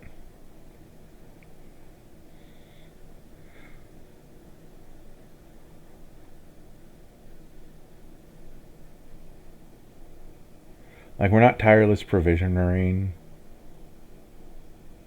or tireless trackering. Although that would technically be more card draw. Maybe board that one and not this one. Zyndakar's Royal only makes 2/2s.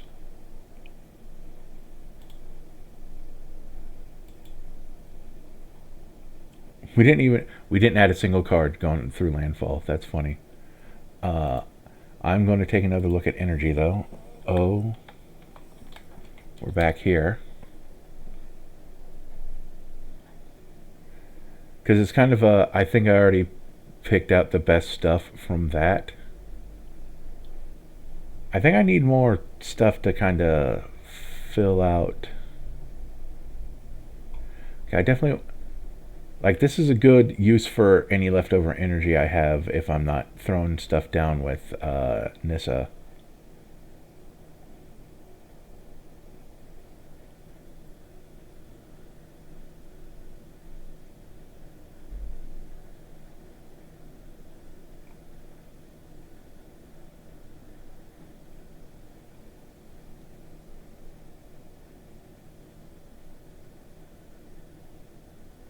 Well, actually, the Greenbelt Rampager is kind of an interesting card.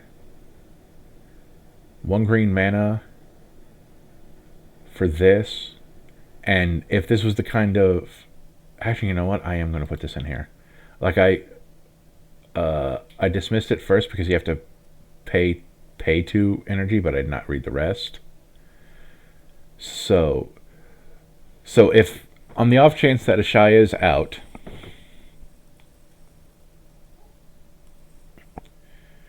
You get your landfall trigger, you get an energy, and this just goes back to your hand. And if you have mana, you just keep casting this dumb thing over and over again. Just to, because of all the ramping you did.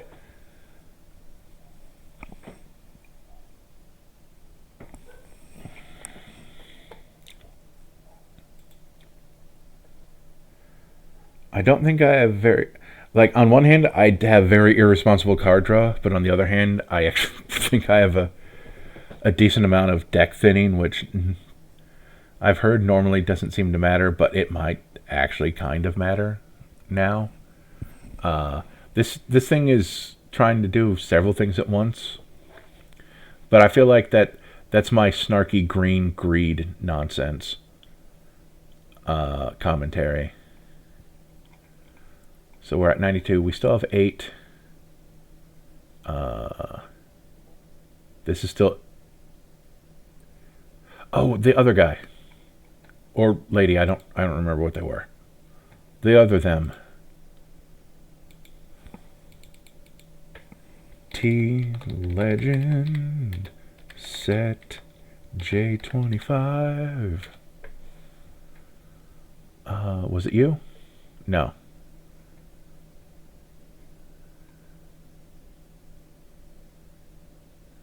I like Shrufus. Oh, here he is. Is it Speaker of the Charu? Yes. Speaker of the Charu enters. You search your library for basic land, put it on the battlefield tapped, and shuffle. That's a nice bonus. And then when they attack, you can return a land to your hand so you can play it again.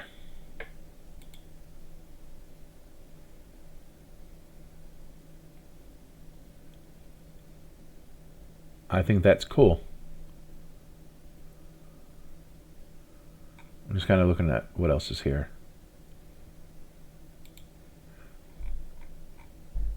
Probably can fill out. Where is it? Where's my irresponsible removal? My irresponsible expensive removal. I only have one piece of removal with a decent casting cost. Should I?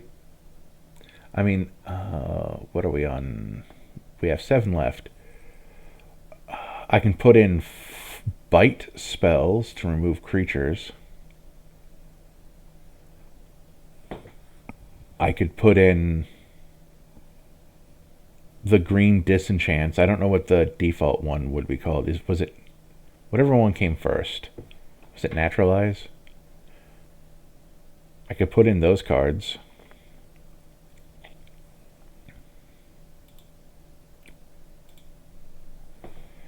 MV equal or less than 2T instant O destroy target.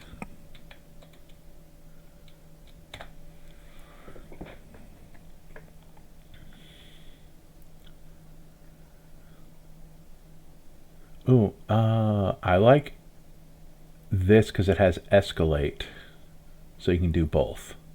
I will admit that that's really neat.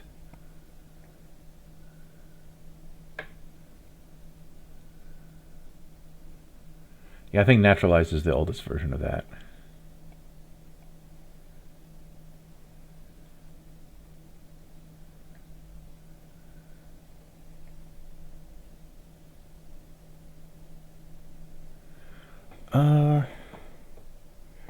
You know what? Let's Nature's Claim. Like the giving your opponent 4 life. This might be a higher power card than this deck can handle, considering like I feel like this is a CDH kind of card because you're not winning by removing your opponent's life, or if you are, it's because you're going to do way more than 44 damage somehow. So at least that's 2 pieces of removal from this group.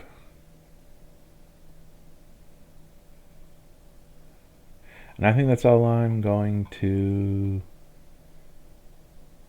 That's as responsible as I'm going to get.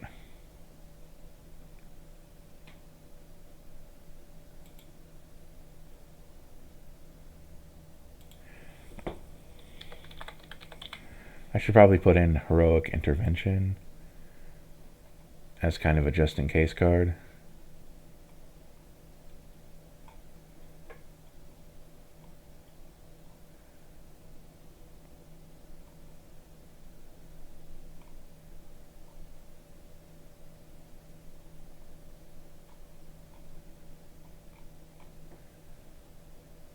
Okay, where's... Okay, ramp went there. Removal went all the way down there. Yeah.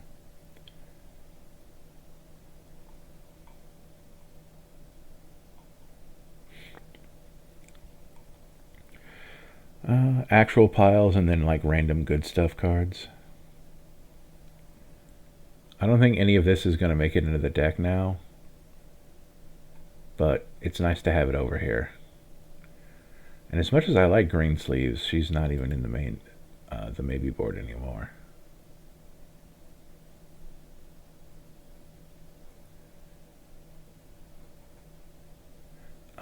I think I should...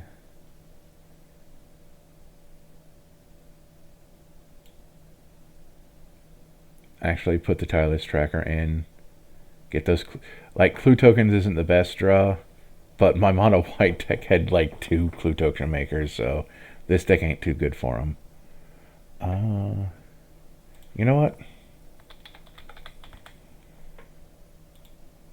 The reusable clue token is making it into the deck as additional card draw. So I look less irresponsible there.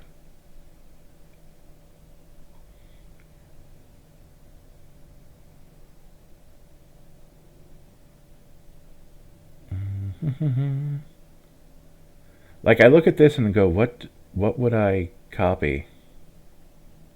What would I copy?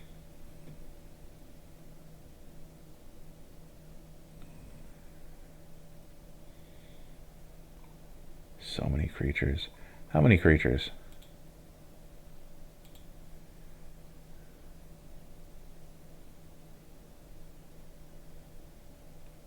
$39. That's the most creatures I've ever put in it. And this is a landfall deck, I need to remind everyone.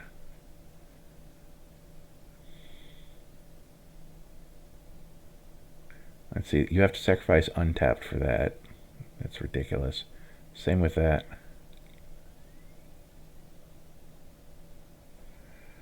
Actually, I'm gonna look up something really quick. T land O return A. Fix that.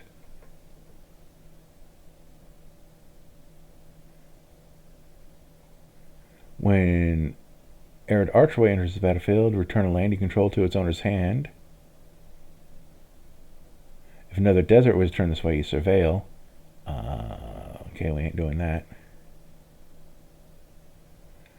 I do like guiltless commons, although it enters the battlefield dapped. But at least you don't have to return a untapped. Like this, you are... This untapped part is nonsense. I'm going to put you in the maybe board. And then on principle, I'm not even going to acknowledge your existence or your existence any longer.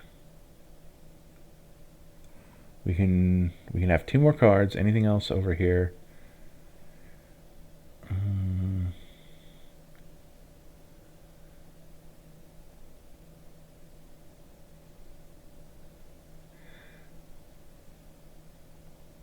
Okay, we're going to put this greedy energy card in here.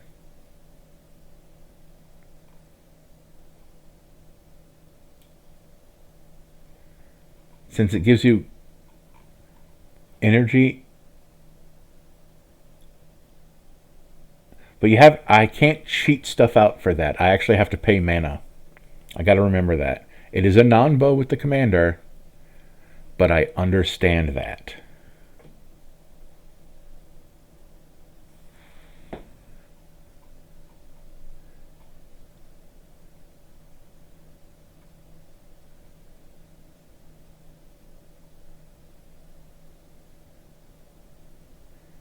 And then, yeah, this is just me wanting to be done with this deck. And I think I built a deck. I can 100% say that for certain. And it says it's a core 2. Without actually really seriously testing it, like against other decks, I feel like it's a 1. Show optimal printings, and then reject all of these lands.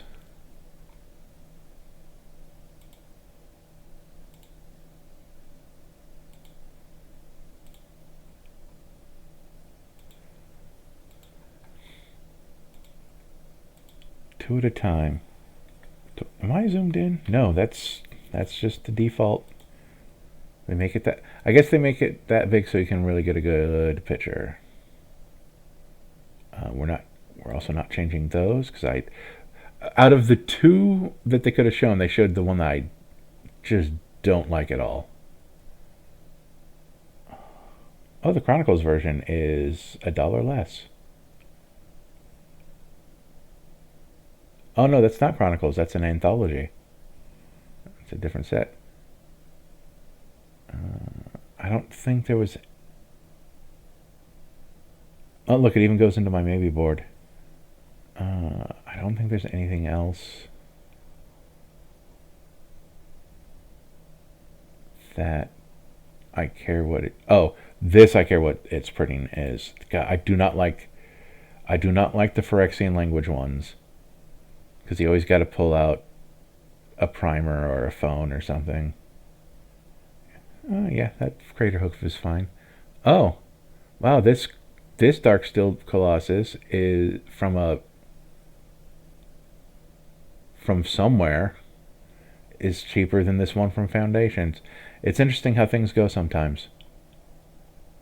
Oh, oh wow, that is quite the difference. Oh, that also saves me $5.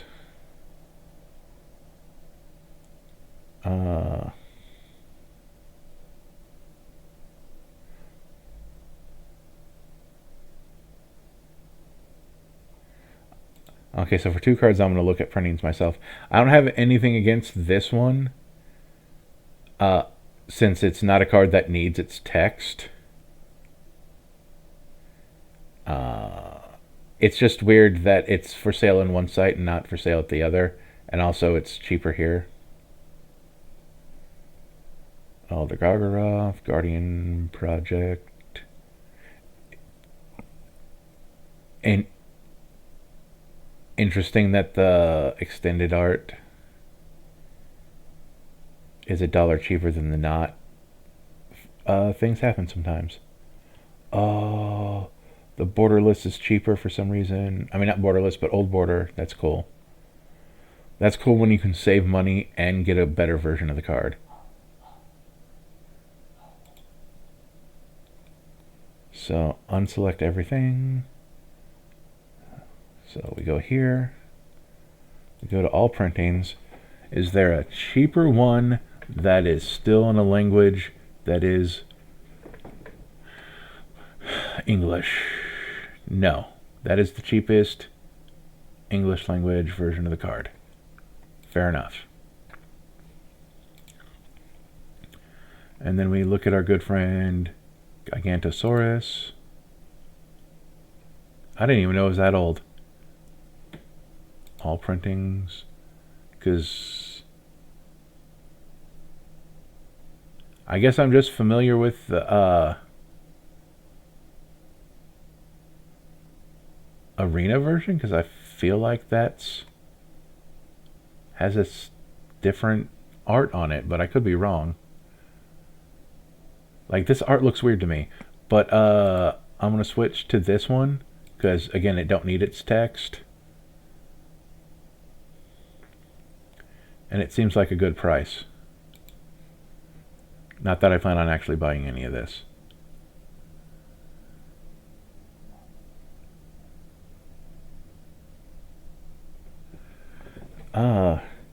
Wow, yeah, we've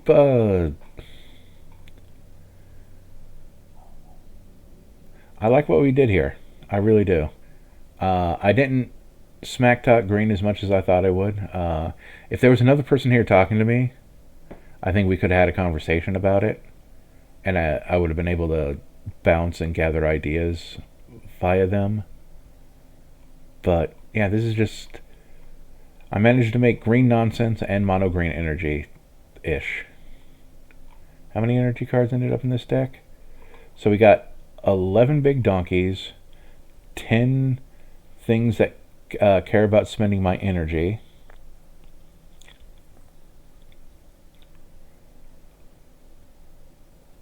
and then a bunch of cards for the landiness. The question is, do I have enough ramp? Actually.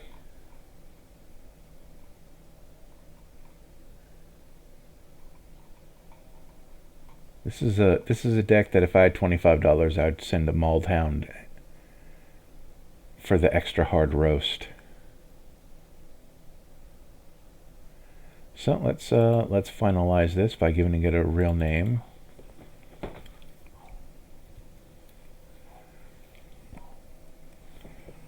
We're just going to call it Nissa Energy, and Description. What's the win con? We do green things. Play lands. Play more.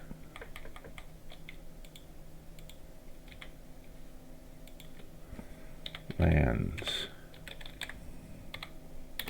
Maybe cheat out big things.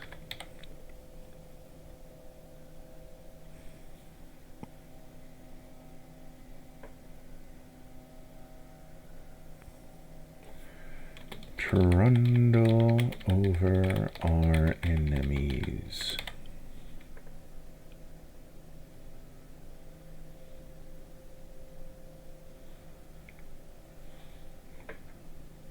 And then we can unprivate it, set it to unlisted, save changes.